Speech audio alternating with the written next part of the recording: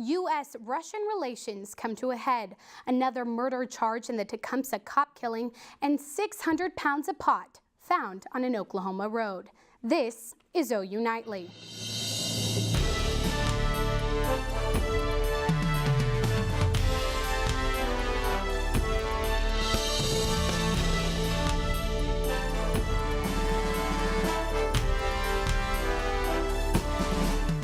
Story of President Donald Trump's issues and relationships with Russia took a new turn today. It was revealed that last summer, the FBI and the Justice Department obtained a warrant targeting Carter Page, an advisor to President Donald Trump.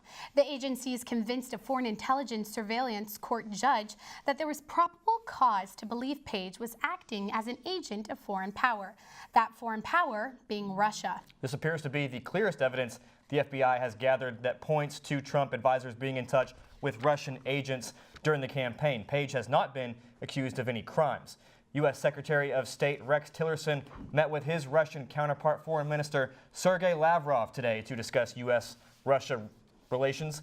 Tillerson had this to say after the 4-hour meeting. The current state of U.S.-Russia relations is at a low point.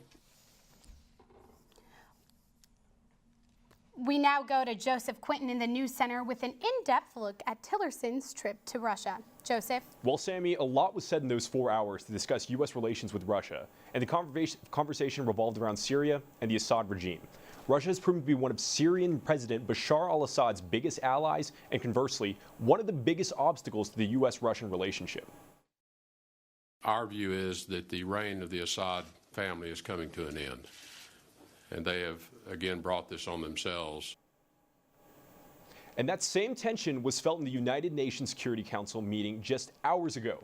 The council gathered to vote on a resolution that would require Syria to cooperate with investigators on last week's chemical attacks. But Russia once again vetoed the UN's resolution and denied Assad's role in the attacks. World leaders, including the U.S., blasted Russia on this action. It is long past time for Russia to stop covering for Assad. It is long past time for Russia to push seriously for peace and not continue to be part of the problem. And in a joint news conference with NATO Secretary General Jens Stoltenberg, President Donald Trump echoed Rex Tillerson's statements regarding U.S.-Russian relations and reversed his thoughts on NATO. I said it was obsolete. It's no longer obsolete. And Stoltenberg noted that NATO recently established a new division to fight terrorism. And the comedy world lost an icon today. Charlie Murphy passed away this morning. The world is a little less funny today, Joe. Thanks.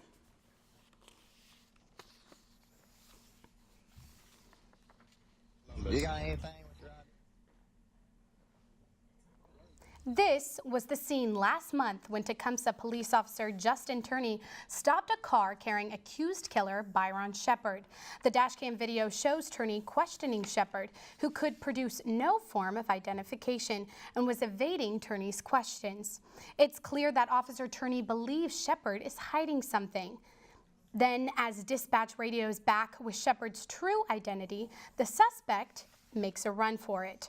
Turney gives chase and moments later is fatally wounded. The car officer Turney stopped was being driven by this woman, 22-year-old Brooklyn Daniel Williams. Now prosecutors have charged her with second-degree attempted murder.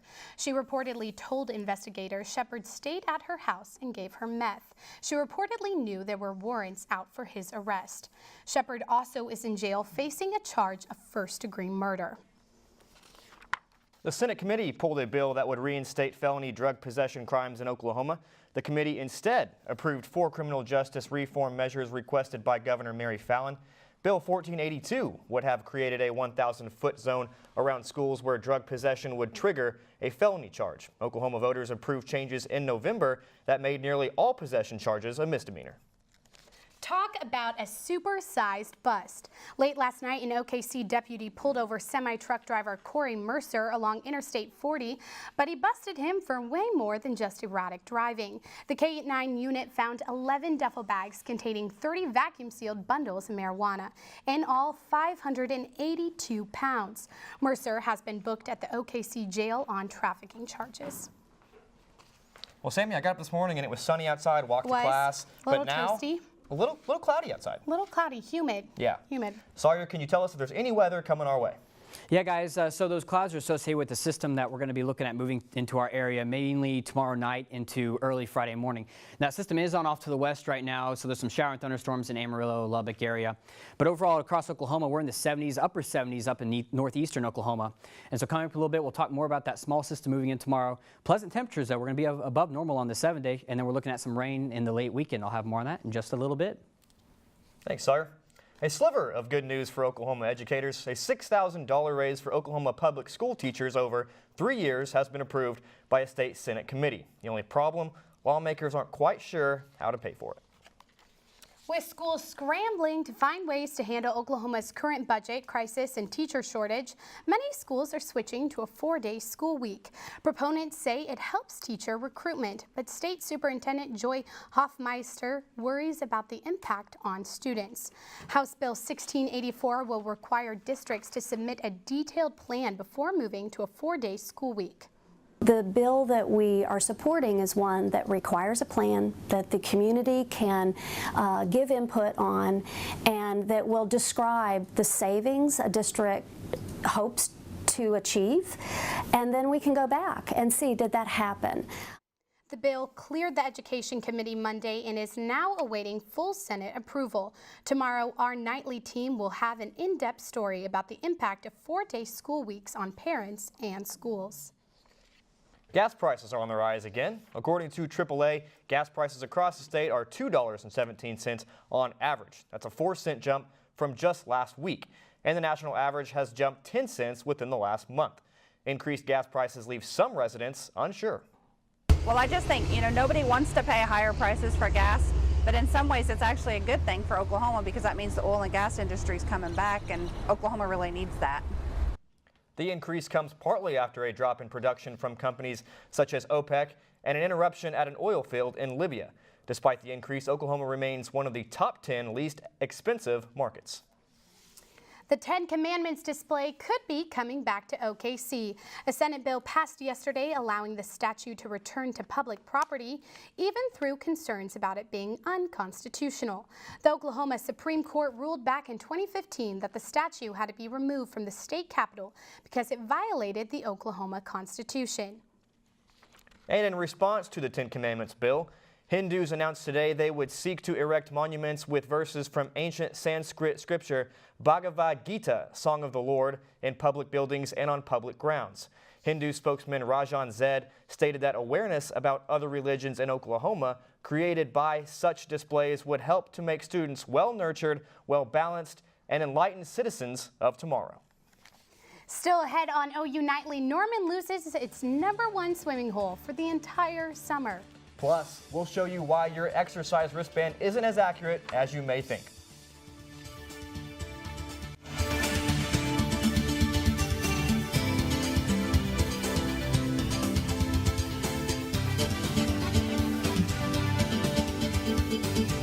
Completion of the $12 million Westwood Family Aquatic Center is being pushed back. It was originally scheduled for a July 1st completion date, but rain and cold temperatures paired with recent heavy rains pushed the expected date to the end of August and past the 2017 swim season. The City of Norman Parks and Recreation Director Judd Foster said all possible options have been reviewed, but a decision was made to postpone the opening until the start of the 2018 season. Pam Ortega joins us now with the latest on fitness trackers. Pam? Thanks, Sammy. When we work out, we depend on fitness trackers, but just how accurate are they? A study found that while devices like smartwatches and wristbands are not as accurate as monitors in doctors' offices, they are accurate enough for users. The study tested a Fitbit Surge, a Fitbit Charge, a Mio Fuse, and a Basis Peak smartwatch. The most accurate, Fitbit, but only when it's at rest. Accuracy lessened in all the devices with increased activity. And one girl's using art to help cope with her eating disorder. Jana Simon found relief in art after struggling with therapy. She decided to pick up a pencil and simply sketch out her feelings. What do you guys think about the whole fitness trackers? I mean, I wear my Fitbit every single day. I used to wear mine, but I stopped wearing it. You know, I just went back to the normal watch. I like it a lot better. See, if I don't have it on, I feel like I'm missing something. I'm like, where's my Fitbit? Yeah, well, it's not as accurate as it seems, according to this. Thanks, Pam. Still ahead on OU Nightly, Russell Westbrook just itched himself into the history books on Monday, and we'll get a visit from one of the all-time greats tonight as the Thunder close out the regular season. And Sawyer Wells joins us next, talking about the rain headed our way here in Norman. Stay with us. And welcome back to OU Nightly, looking right where we are right now, Gaylord College. It's been a really nice day. We started out with clear skies. Those clouds, like we talked about earlier, have moved into the area. But overall, we're still above normal for this time of year, 72 degrees. Like I said, mostly cloudy skies, and those winds gusty at times at the south-southeast. Now, we're going to talk about that system that we have moving in here in just a minute, but lows tonight, we're looking at upper 50s, lower 60s across much of the state, and tomorrow, much the same story for today. A little bit warmer, especially down in the southeast, down near Ida Bell and the LaFleur counties. We may see some 82, 83 in that area, but overall, still above normal, still looking really nice. And so here's what we're looking at for that system. This is right now, currently we have that system out to our west. And we put this into motion. You can see it just kind of sits out there until tomorrow morning right around 7 o'clock. Then it's going to start to move our way over the day. Now, we're not looking at a ton of rain here in Norman. Mainly off to the north and west of I-44 is where we're looking at that rain. And so some places could see up to an inch, maybe, especially down in southwestern Oklahoma. Here in Norman, though, we're only looking at 0.8 of an inch. And I think this is overdoing Amarillo a little bit. Like I said, this is a model, so take it with a grain of salt. But overall, we will get a some nice showers across the area. And so we'll zoom out here and look at the next system we have making its way into our area, like I said, late during the weekend, Sunday night, Sunday afternoon, into Monday. And that's going to start out along a cold front that's going to form over northwest Kansas, and that's going to slowly make its way into our area, sit out there again for around Saturday, and then I'll make its way into our area, bringing with it some showers. And overall, we may see around ½ inch or so. It's still really far out, so we don't have a lot of data to go off of. But so here's our 7-day, 40% chance of some showers and thunderstorms tomorrow afternoon, mainly, like I said, to the west of Norman. And then we'll stay in the upper 70s throughout the entire 7-day. Southwest winds still a little gusty, and then we'll have that chance for some showers Sunday afternoon, evening, into Monday morning. Excuse me. Typical Easter weekend, getting rain here in Oklahoma, right? Yeah. I think Saturday will be lovely, though, and so if there's some Easter egg hunts, kids will be fine. No rain, nothing. Yeah, a little gusty, but other than that, it should be really nice. Perfect. Well, thank you, Sawyer.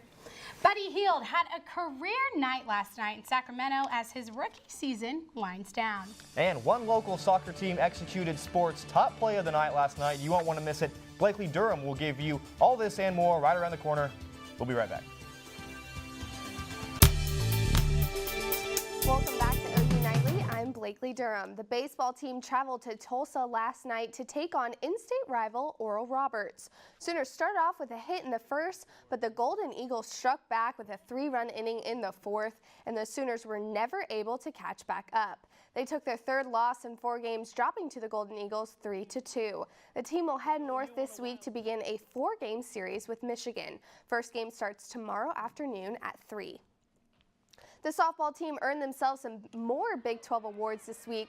Sophomore Shay Knighton was named the Big 12 Co-Player of the Week. Knighton led the Big 12 in RBIs last week and tied for the most hits, home runs, and slugging. And junior Paige Lowry earned herself the Big 12 Pitcher of the Week. It's official, Sooner fans. Norman North's Trey Young has signed his national letter of intent to attend OU in the fall. Young announced his decision back in February, but with today being the first day in the 2017 signing period, it is now official. Young is a 5-star recruit and the highest-rated player to sign with the Sooners in the Lon Kruger era. Russell Westbrook will have a special guest in the crowd tonight in his final regular season game. Oscar Robertson will reportedly be at the Peak to see Westbrook play the Nuggets. This is after Westbrook broke Robertson's triple-double record on Sunday. Robertson has already given Westbrook his endorsement to be the NBA MVP. Former Sooners superstar Buddy Hield had himself a game last night. Hield scored a career-high 30 points to lead the Kings to a 129-104 beatdown over the Phoenix Suns.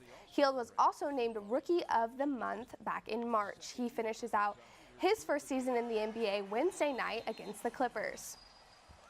The Mavs celebrated Fan Appreciation Night in their home season finale against the Nuggets last night, and their special guest was Tony Romo. Romo was dressed in a Mavs uniform pregame and in the locker room, and even went to shoot around where he showed off some of his ball handling moves, a little behind the back, a little between the legs. The Mavs lost the game, but I think overall the fans won. Here's something you don't see every day. Last night at the Miami Marlins game, a stray cat made its baseball debut after being spotted hiding under the padding in the outfield. The cat then made its way to the top of the fence, running away from ballpark groundskeepers. I think this kitty will remember that night for all of his 9 lives. Meanwhile, in the USL last night, OKC versus Sacramento, and Mikel Gonzalez with the backwards bicycle kick right there into the goal. Amazing. How does a guy even do something like that? The Play headlines SportsCenter's top 10 right now, and rightfully so. And it's Wine Wednesday, everyone, which around here means it's also time for our Winer of the Week.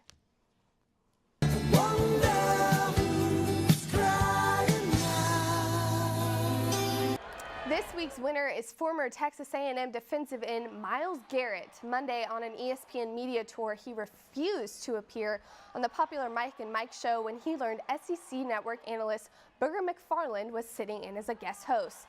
McFarland has been critical of Myles' effort level when grading the top picks. Myles, you are about to make more than $25 million guaranteed for playing football.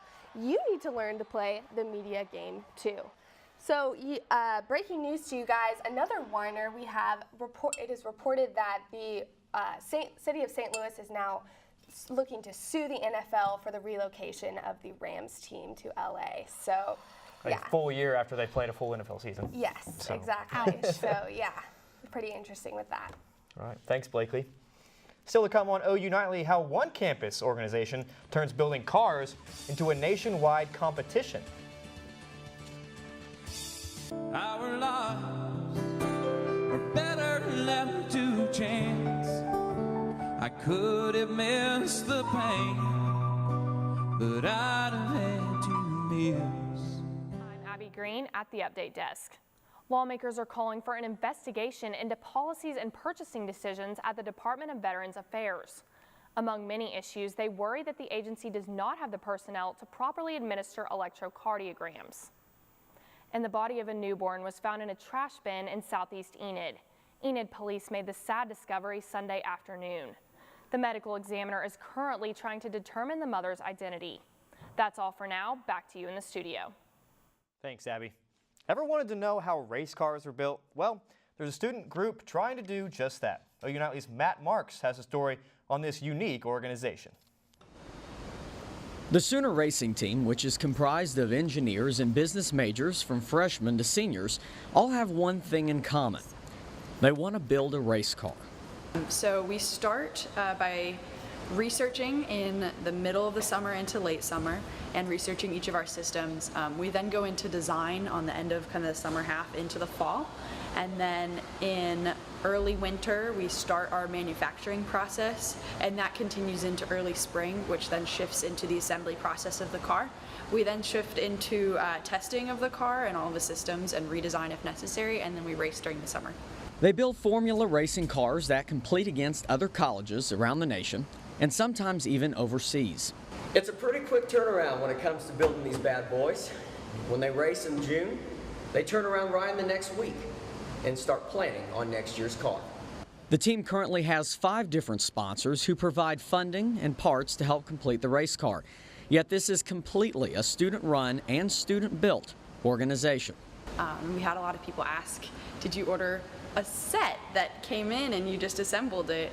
Most people don't realize that every component on the car is designed and manufactured by OU students, and they don't realize that there is that opportunity here and the number of hours that it takes into making something like this possible.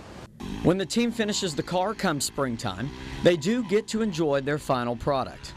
The students themselves on the team race the race car, and so we don't bring in drivers from the outside. We ourselves, the people that design and manufacture the car, actually get to drive it as well. The Sooner Racing Team will race this year in Lincoln, Nebraska in June. Matt Marks, OU Nightly.